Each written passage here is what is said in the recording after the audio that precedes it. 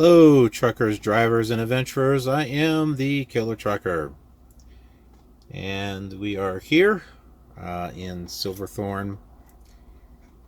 I was told, um, well, just to back up a little bit, in case you haven't watched the last episode, um,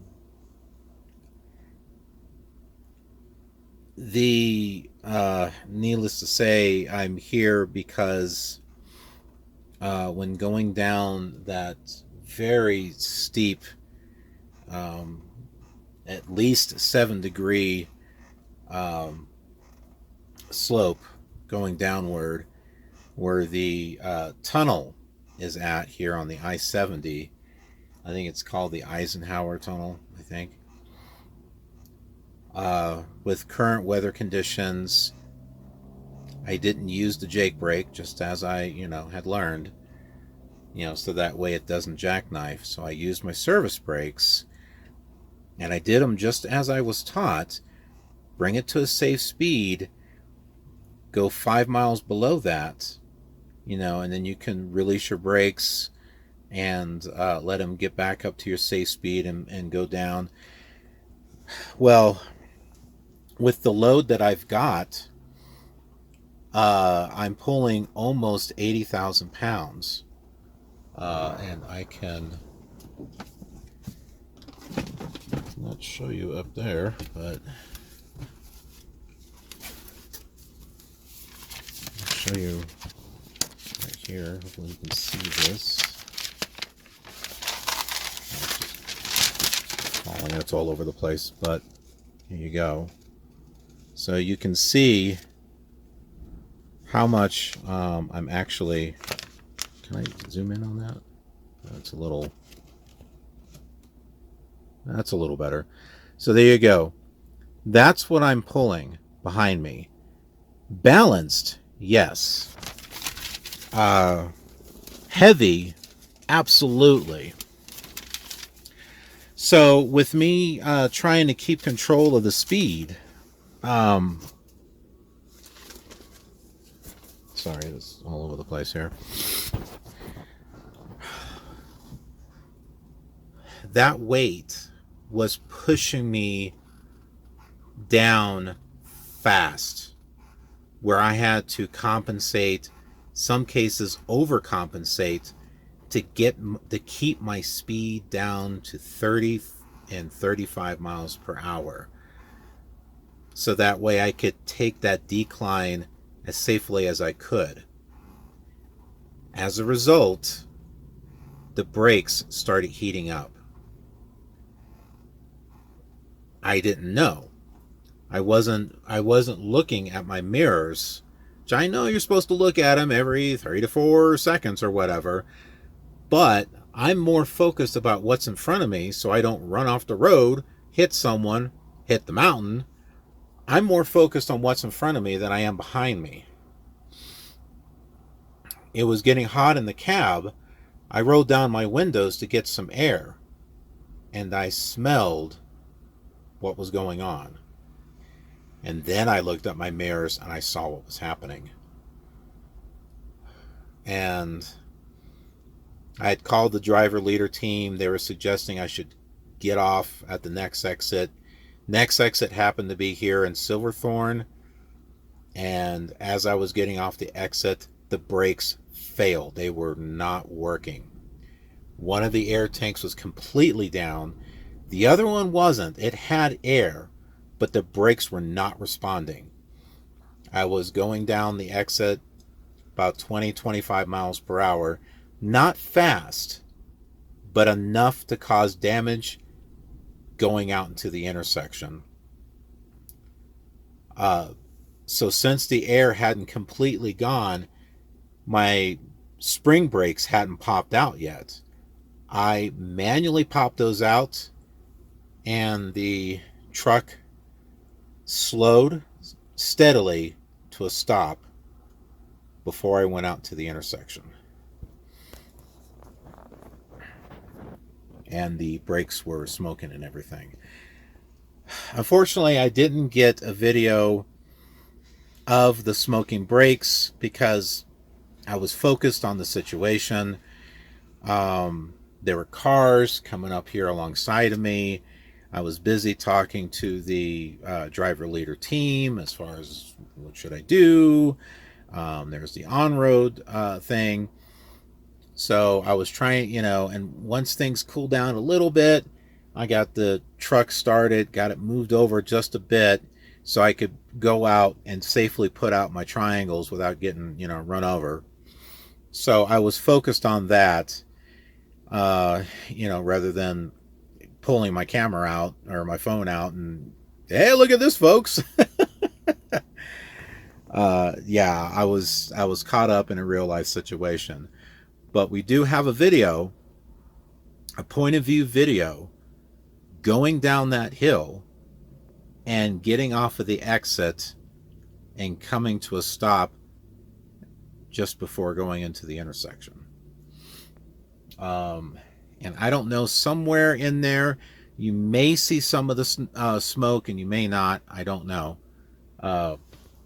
You might be able to notice them from the fender mirrors, because the fender mirrors, that one over there, I think I need to adjust. It's possible that you may have seen some of the smoke from the fender mirrors. They're in the POV shots.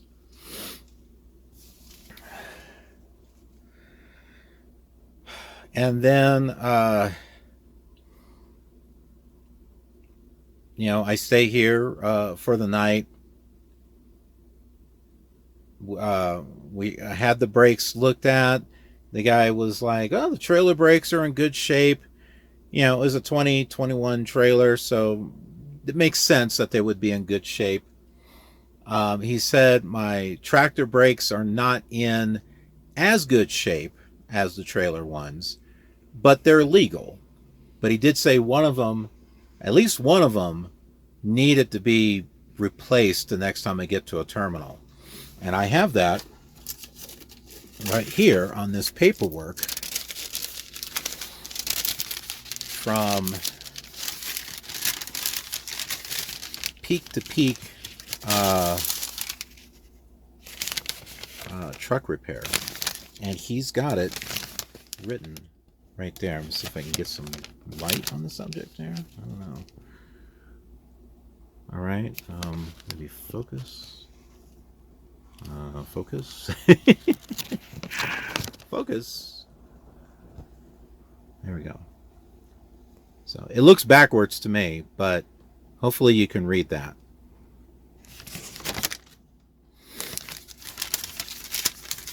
So this is not made up. It's not planned or anything like that. So you can see the stuff that led me here.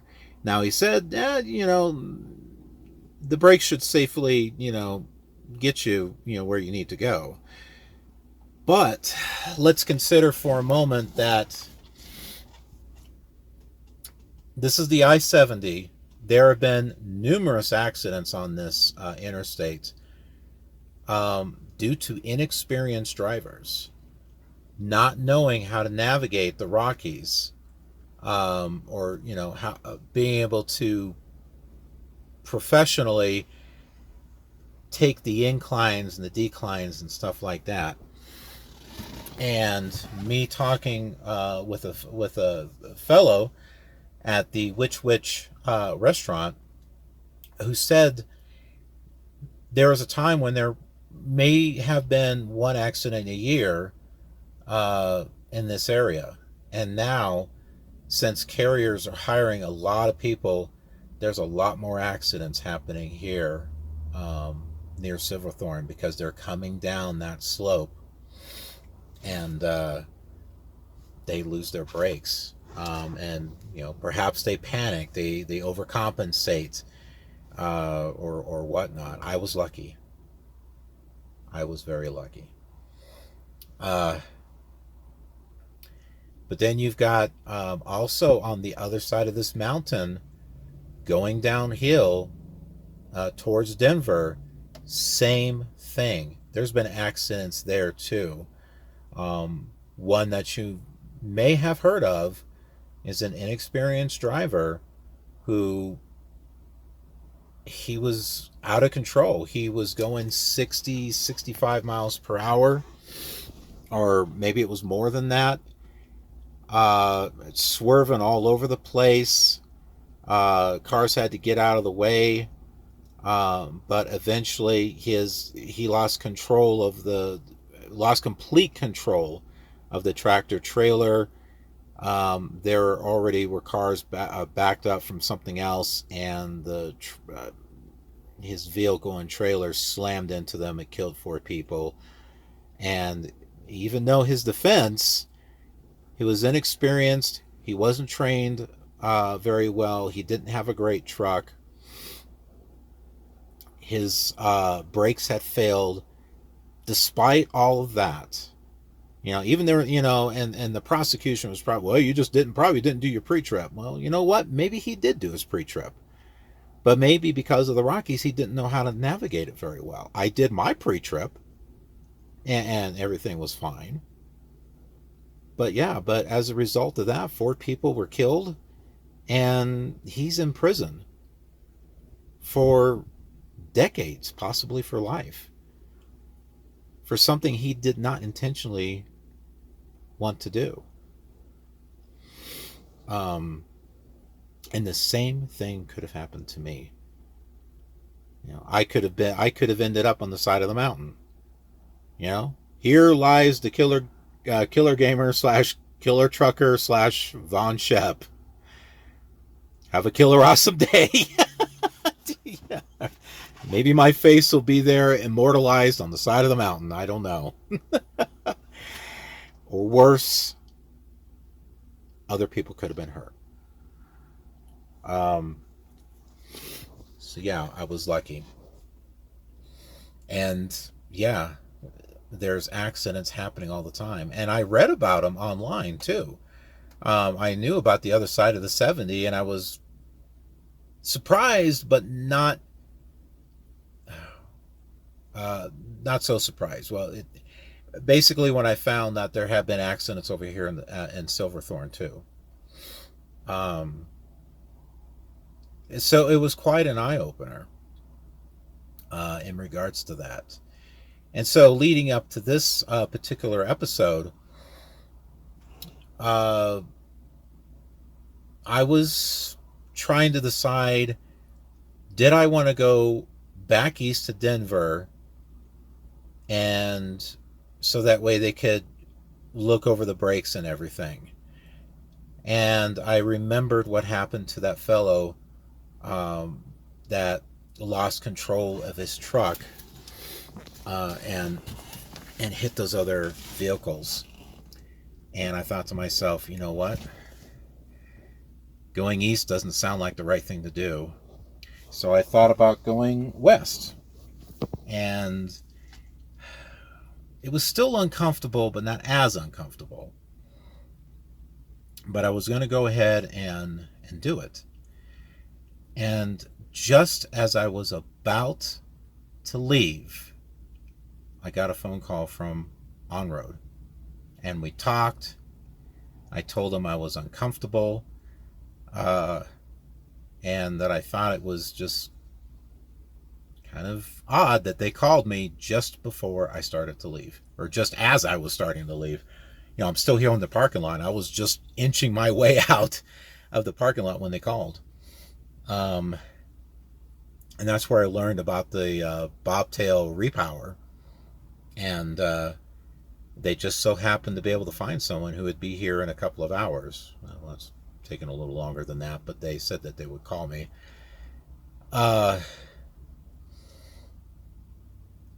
But yeah, just a series of events that have led up to this point. For those of you who are wondering, well, why didn't you just use your Jake brakes? Well, because of the current weather conditions.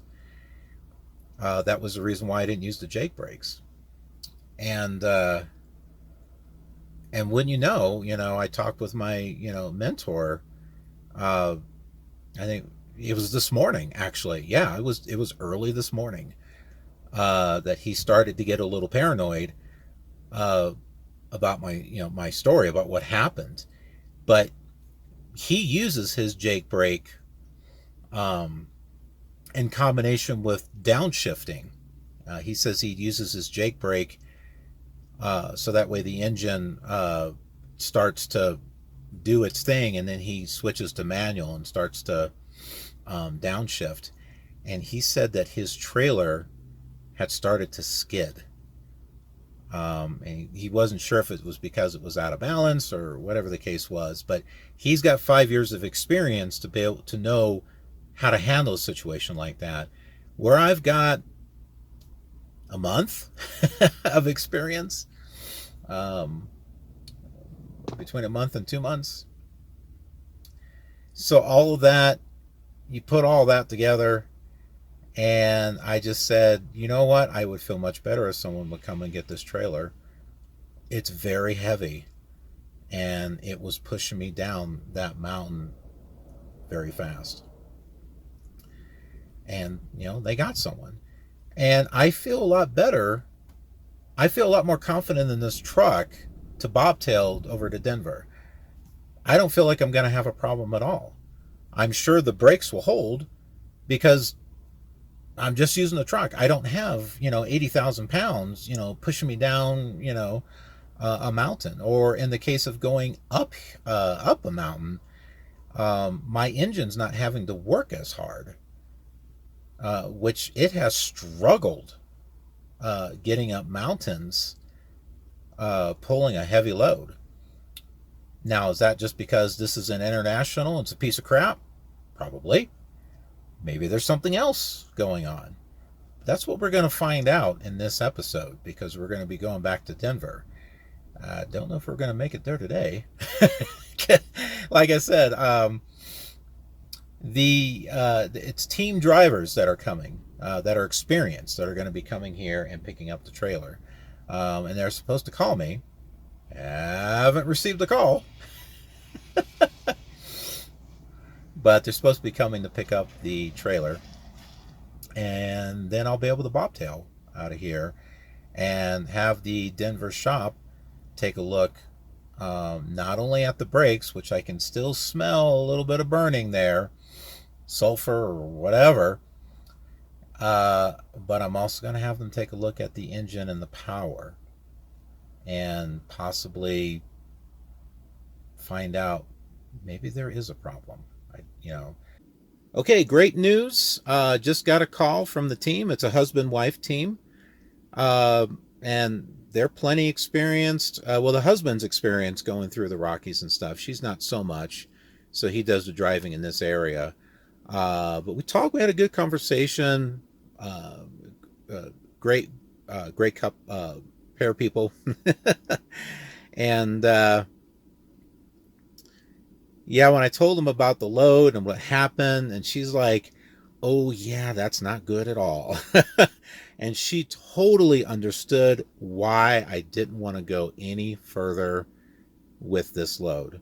And just the weird coincidence, which I don't think it was a coincidence. I think someone out there is got something in mind for us. But the fact that I was inching out and I got that call, come on, that's just too weird. But they should be here in about 45 minutes or so. For me, for you, probably sooner than that. So the wife of the team, husband-wife team, they gave me a call. They let me know that they're still about 24 miles away, but traffic is not moving. Now I'm looking at the I-70 here, and I can see that it's moving, which is telling me something happened, that there's an accident or something. And after what recently happened to me, it's scary to think that it happened to someone else and it didn't go well. So that's, like I said, folks, if you are inexperienced like I am and you haven't been doing this long, please do not take a load that is going to take you through the Colorado Rockies on the I-70. Now, I did the I-80. It wasn't that bad. I did the I-80. It was okay. And because of that, I thought the I-70 was going to be okay too. I didn't think it was going to be as bad. No. It's treacherous. So avoid it. Avoid the I-70 or find another route. Like what I should have done, which was go to Albuquerque and then Flagstaff. I know that now. But I don't want to see any of you getting hurt. So just be mindful of that, okay? In the meantime, while I'm waiting, I'm editing. I'm working on episodes. So she called. She was like, I apologize. Just want to let you know we're running late. And I said, it's no problem. It's like, I got some stuff I can work on. So took some pictures of the bill lading and stuff. I don't think I need to scan it and send it in, but I do it anyway. But yep, they should be here. I'm patient. I'm just going to wait. There they are.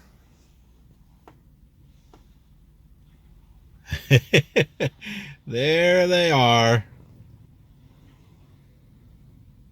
Woohoo! They made it. Wow. What an interesting what an interesting evening. They're right over there. They got the they got everything hooked up. My goodness, it is cold out there. I think it's because of the wind chill. It's a lot colder than it was yesterday. Also, when I disconnected from the trailer, my truck started to slide a little bit because of the ice that's out there. And I started thinking, you know what? I don't think I'm going to be bobtailing tonight. I'll wait until tomorrow when things kind of warm up. Then I'll take my truck out. Yeah.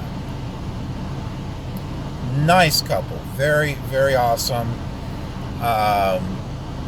I told them about that I have a YouTube channel. I didn't tell them what the name was. I figure if they wanted to know, they would have asked. But if they happen to go on YouTube and they remember that I'm doing a series, they may find me. And if you're watching, thank you so much for your help. I really appreciate it. You two are awesome. And he encouraged me to, stay in contact and ask him if I have any questions. And I really appreciate that. They've been out, trucking for a while. Told me all kinds of great stories. Difficult parking areas, funny situations that they've been.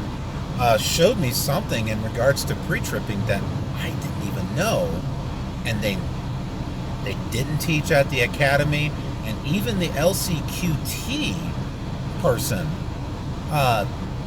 in Phoenix who does the pre-trip thing, he didn't even show me either. It has to do with the air brakes on the trailer. There's a cap on there, and if it's off or it's missing, he said decline the trailer because DOT will put you out of service, because apparently dust and stuff can get in there and can damage the brakes.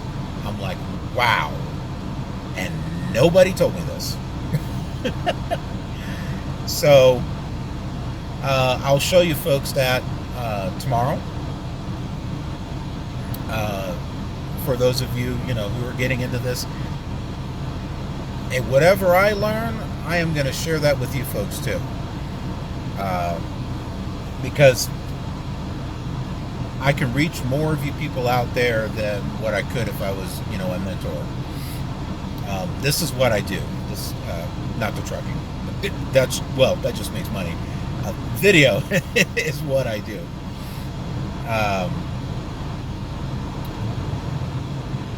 And there's a lot that I can learn and pass on to you folks too. But Shoot, what else did he? I don't know what else there was. Oh, no, my allergies are COVID. Anyway, the lady, she was telling me that Vail, which is west from here, is worse than what I just went through.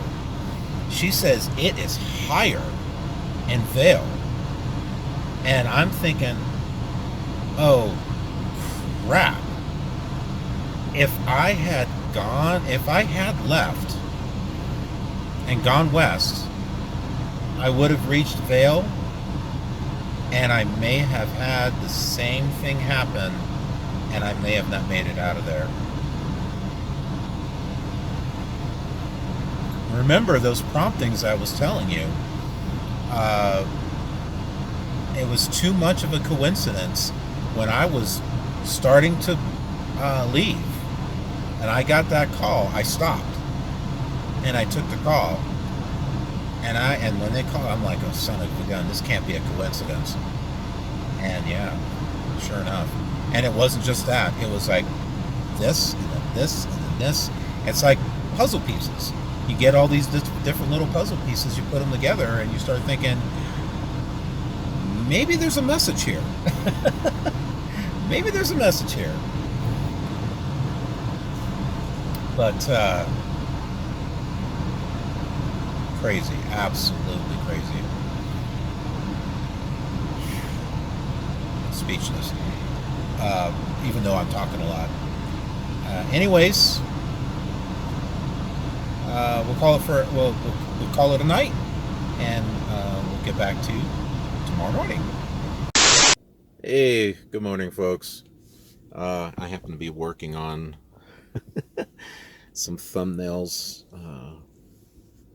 for some episodes that I'm working on. It's a little cold. I'm going to be bobtailing out of here once, like between 11 and 12, once things, start melting, because there's still ice out there on the parking lot and stuff. I've been doing a lot of research on the Jake brake. A lot of truck drivers will use the Jake brake.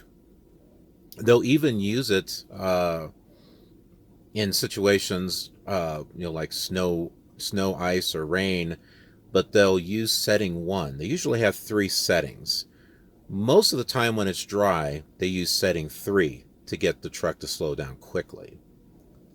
But you don't want to do that in bad weather conditions, because you'll jackknife the trailer.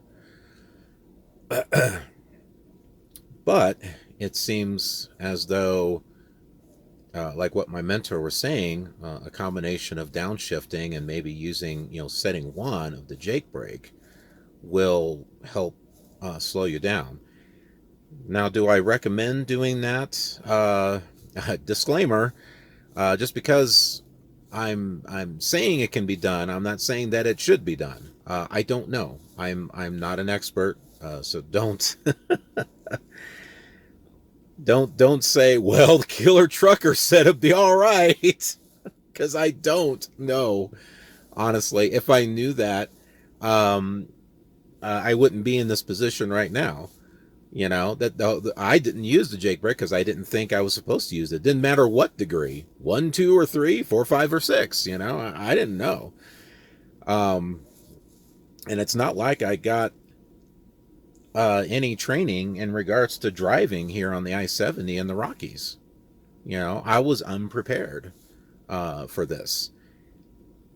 And somebody said, well, maybe you shouldn't have taken the load. Well, I didn't. How are you supposed to know that to not take a load until you realize you're in a situation where, like, well, damn, you know what I mean? I mean, I'm not experienced enough to be able to make a judgment call on whether something's good for me or not. I mean, I looked at it. Heck, we have it here, recorded, on one of the previous episodes. I looked at it and I was like, well, I'm not sure if I like that route, but I wasn't looking at the 70. I was looking at the route that was going south to Flagstaff, because I figured the I-70, with it being an interstate, that it was not going to have steep drops. Now, I know there have been some steep drops in some areas on some interstates, but not for miles and miles. And yeah, I was surprised. Anyway, one of the things I've been looking at is to see if I can use the Jake brake when bobtailing. So far, what I found is that it's okay to use setting 1, and you really don't need anything else. That should be sufficient to help slow the tractor, so you're not having to rely on the brakes too much. If you use anything higher than that, then you risk the chance of like putting your tractor in a skid. So, but once again, here I am. I'm a little nervous. Is it going to be a problem? Is it not going to be a problem? I don't know, because I'm not experienced enough to know, is it okay? Is it or not okay? And then, of course, when you look it up the internet, you see people saying all kinds of stuff. Well, yeah, it's good. No, it's not. I leave my Jake on all the time. I only turn it on when I need it. I mean, you can't really get a straight answer anywhere. Yeah, that's what I've been doing. And, Planner was sending me like 2 loads from Denver to California, and then California to Arizona. And it's like, you know what? I haven't even had my truck looked at yet. And you're going to be sending me this? No, I'm not jumping into those loads. And which direction is this load from Denver to California going to take? Is it going to go across the 70? Because I sure as heck ain't going that way. Sorry. Been there, done that, tried it, didn't work. Not doing it again. not for a while. Not until not until I have months, maybe years of experience behind me. Yeah, if I'm going to go to California, I'm carving my own route. Like I said, right now, the only direction that I am willing to go is south to Albuquerque and taking the 40. That route I will go. If they don't like that, they can send me to another state. Send me to another state that takes me to, send me north, send me south. You can send me east to work my way around back west. I'm not taking the 70. Not doing it. Oh, I have a headache. I don't know if it's from, the cold air outside and having to turn the heat on all the time, or if it's just the stress of, what's recently happened, or a combination of all of them. Yeah, but I'll lay down for a little bit. I'll grab some lunch from Which. I do have some pain medication, but I don't want to take it unless I've had some food or something like that. Which I got plenty of food in here, but I want to have lunch before I take off and go to Denver. Should be fine for an hour and a half getting there. Just want to show you folks, this is why I didn't want to wait until now to leave, because you can see a lot of the ice and stuff has melted. There's still some, but it wasn't like what it was last night. So in case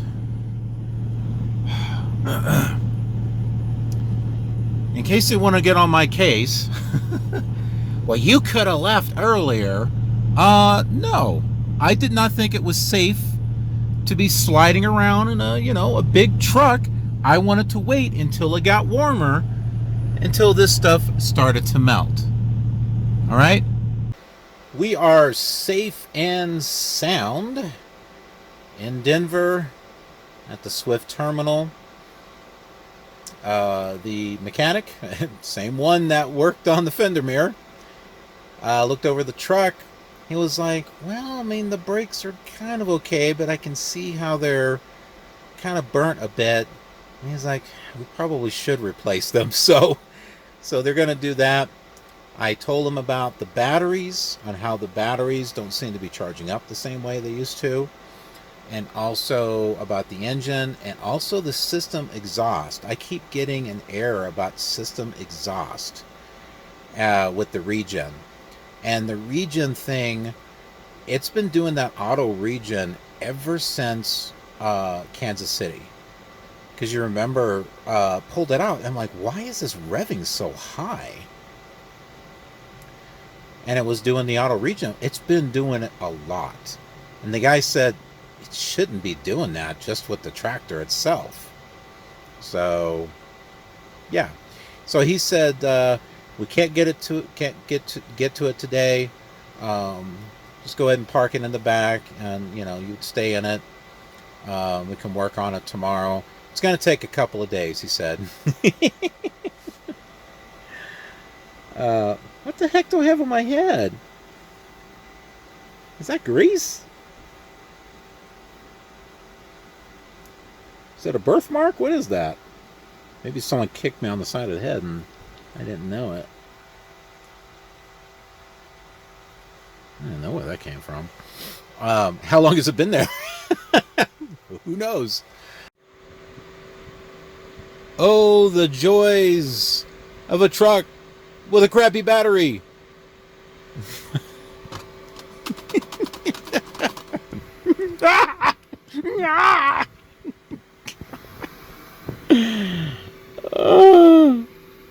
It's not like it's taking a lot of power, and it's just like, yeah.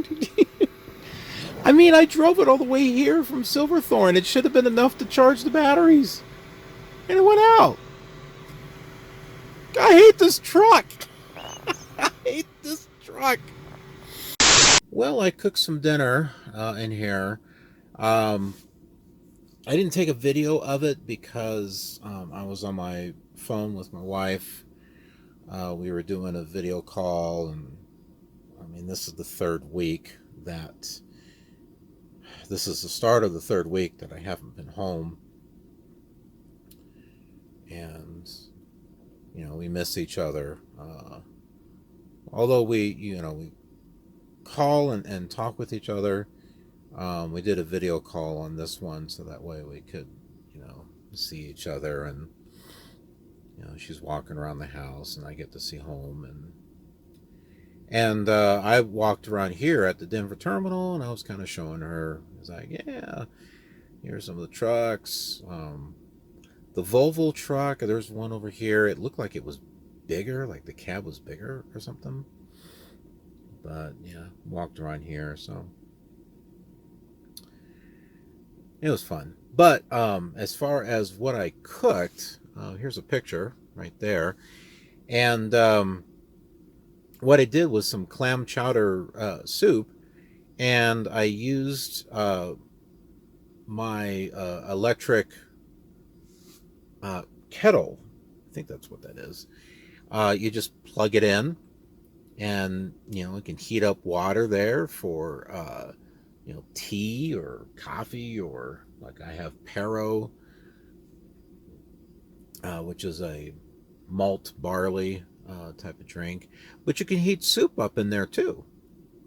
Whatever you would heat up, like like on a stovetop, you can do it in there too. Just clean it out really good. It's not very. It's a simple thing that's not going to take a lot of power. But when plugged into the inverter here, it's just like beep, beep, beep, beep. And then everything shuts off. All the lights and everything shut off. Although what's plugged in the inverter is still going. But, oh my goodness, this truck. It was not like this when I picked it up. I do not remember it being this bad. But it has gotten increasingly worse. But yeah, it. Oh, and I had a can of fruit cocktail. Fruit salad, yummy, yummy.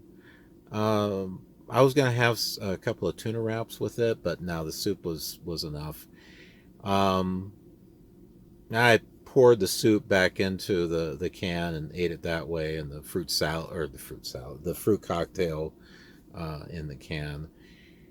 Eh, you know, kind of. I don't want to say ghetto like, but very camping style like. And my wife she subscribes to the Hello Fresh, so they will bring like a refrigerated, it's inside of a styrofoam thing, but refrigerated meals with fresh ingredients that you cook yourself, and it's real simple and easy, and it's worked out very well for her.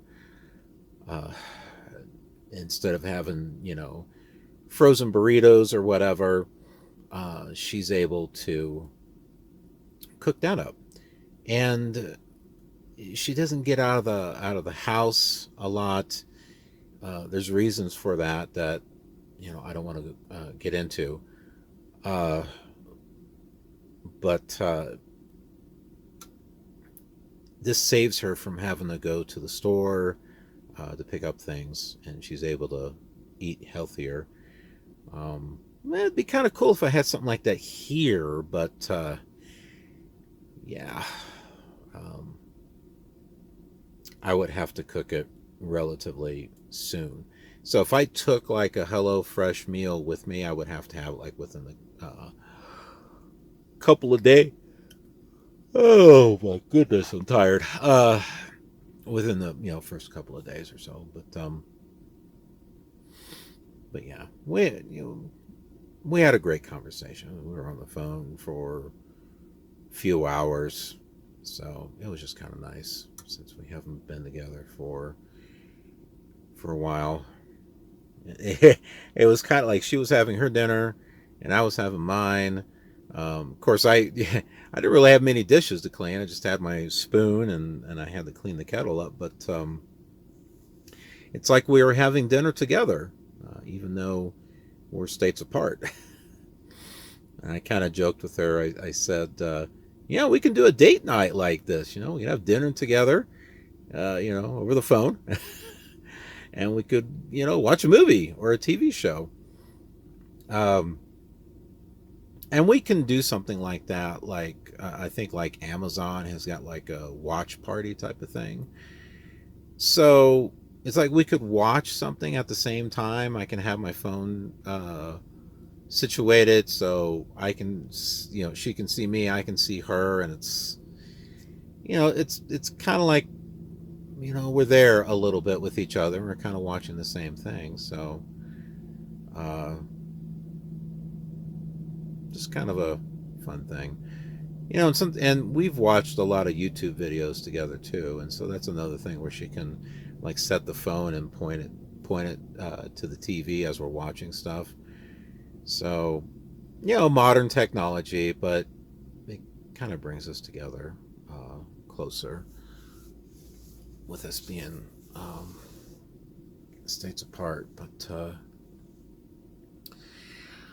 I figured since we're now here at the Denver terminal, we've done our Bobtail Repower.